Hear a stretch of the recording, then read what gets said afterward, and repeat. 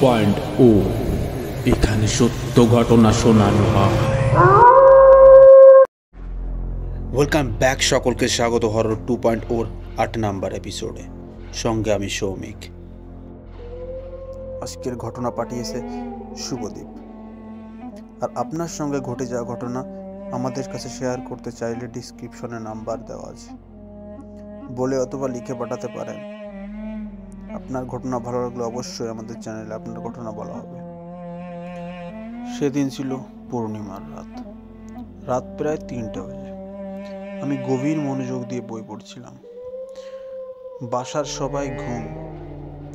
হঠাৎ ছাদ থেকে ধুপ ধুপ শব্দ ভেসে এলো। বিকেলবেলায় আমরা ছাদে খেললে যেমনটি শব্দ হয় ঠিক তেমনটি। আমি অবাক হলাম, এত রাতে ছাদে আবার কি খেলছে? কাকু আর আমি এক রুমে থাকি। বেশ কয়েকবার শব্দ হয়। কাকুকে ডাক দিলাম, কাকু ওঠার নামই নেই। নাক ডেকে ঘুম হচ্ছে। অনেকক্ষণ ডাকাডাকি করার পর কোনোরকম মাথা তুলে বললেন, তুই গিয়ে দেখ না কে, ইঁদুর টুদুর হবে হয়তো, বলে কাকু আবার নাক ডাকতে শুরু করলো। এদিকে ছাদের শব্দ দৌড়াদৌড়ি পর্যায়ে পৌঁছে গেছে।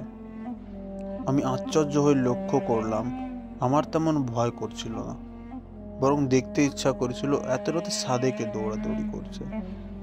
আমাদের রান্নাঘরের দেওয়ালে মা ছাদের চাবি ঝুলিয়ে রাখেন। আমি ঘর থেকে বের হয়ে ছাদের চাবি নিলাম। আমাদের ফ্ল্যাট থেকে বের হতে ডান দিক দিয়ে উঠে গেছে ছাদের সিঁড়ি। প্রত্যেকটি বারান্দায় বাতি চলছে। 3 তলার বারান্দা ঘুরে ছাদের সিঁড়ি। আমি ছাদের সিঁড়িতে ওঠার পরও আমার কোনো ভয় লাগছিল না। 3 তলা থেকে ছাদের দরজা দেখা যায়, বন্ধ দরজা, তালা দেখা যাচ্ছে, তবে ছাদে শব্দ করছে কে? আমি ছাদের তালা খুলে ফেললাম। চাঁদের আলোয় ছাদ ভেসে যাচ্ছে। ছাদের এই মাথা থেকে ও মাথা বেশ ভালো করে দেখলাম, কেউ নেই। আমি বেশ অবাক হলাম, তাহলে শব্দ করলো কে? পানির ট্যাঙ্কির উপর দেখলাম, কেউ নেই। এবার কিন্তু আমার গা বেশ কেমন ছমছম করছে। আশেপাশের বাড়িগুলোর দিকে বেশ কয়েকবার তাকিয়ে আমি নিচে নেমে এলাম। ঘরে এসে ঢকঢক করে 2 গ্লাস পানি খেলাম। সেদিন যেন তৃষ্ণা আর মিটছিল না। দ্বিতীয় গ্লাস শেষ করার মুহূর্তে আবার ধুপ ধুপ শব্দ ভেসে এলো। আমি গ্লাসটি রেখে উঠে পড়লাম।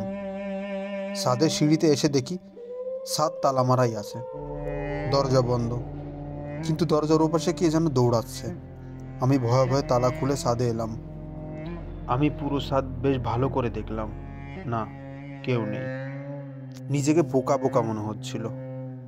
নিজেকে সান্ত্বনা দিলাম, হয়তো রাত জেগে পড়ছি, ফলে উল্টো পাল্টা শব্দ শুনছি। ছাদ তালা দিয়ে নামার জন্য পেছন ঘুরতেই চমকে উঠলাম।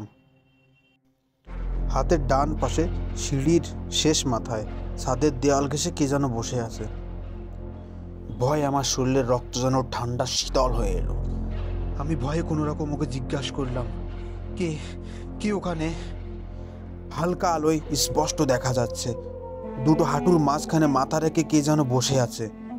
ছোট্ট শরীরটা দেখে 8-10 বছরের বাচ্চা বলে মনে হলো। আমি কানে তখন কিছু শুনতে পাচ্ছি না, চোখেও ভালো করে দেখতে পাচ্ছি না বলে মনে হলো। শুধু তাকিয়ে আছি আর জোরে জোরে চিৎকার করে জিজ্ঞেস করছি, কে কে ওখানে? বেশ কয়েকবার চিৎকার করতে হাঁটু থেকে মাথা তুলে তাকালো আমার দিকে। ভয়ে আমি চমকে উঠলাম। জাপানি ভূতের সিনেমায় দেখা 8-9 বছরের একটি বাচ্চা ছেলে আমার দিকে হাঁটু থেকে মুখ তুলে তাকালো। বড় বড় দুটো চোখ, সমস্ত মুখ কেমন ফ্যাকাশে হয়ে আছে। অনেকক্ষণ পানিতে ভিজে থাকলে চামড়া যেমন ফ্যাকাশ হয় ঠিক তেমন। ভয় যেন আমার রক্ত ঠান্ডা হয়ে আসছে। আমি আরো জোরে চিৎকার করে বললাম, কে কে ওখানে? ছেলেটি কোনো উত্তর দিল না, শুধু একটি হাত আমার দিকে বাড়িয়ে দিল। আমি ভয়ে তখন কিভাবে যে নিচে নেমে এলাম বলতে পারবো না। যখন চোখ খুললাম তখন দেখি আমি বিছানায় শুয়ে আছি। মা, বাবা, কাকু আর একজন ডাক্তার আমায় ঘিরে আছে। মার হাতের ফাঁক দিয়ে আমার চোখ যখন দরজার কাছে গেল, তখন আবার চমকে উঠলাম। ছাদে দেখা ছেলেটি দরজার কাছে দাঁড়িয়ে আছে। আমার চোখা চোখ হতেই ডান হাতটি আমার দিকে বাড়িয়ে দিল। আমি আবার অজ্ঞান হয়ে গেলাম। সেবার আমাকে অনেক দিন হাসপাতালে থাকতে হয়েছিল। কিন্তু আশ্চর্যের বিষয়, সে রাতের পর ওই ছেলেটিকে আর কখনো আমাদের সাথে দেখা যায়নি। সে রাতে অবশ্য আরেকটি ঘটনা ঘটেছিল। সেটি হলো আমাদের পাশের বাসার রবিন চাচু মারা গিয়েছিলেন। ভালো মানুষ, হঠাৎ নাকি কিছু দেখে খুব ভয় পেয়েছিলেন। ঘটনাটি কেমন লাগলো কমেন্টে অবশ্যই বলবেন। ভিডিও ভালো লাগলে লাইক, কমেন্ট অ্যান্ড শেয়ার করে দেবেন। আর আমাদের সঙ্গে জুড়ে থাকার জন্য চ্যানেলটিকে সাবস্ক্রাইব করে দেবেন। দেখা হচ্ছে পরবর্তী এপিসোডে। ততক্ষণ সবাই ভালো থাকবেন, সুস্থ থাকবেন। ধন্যবাদ।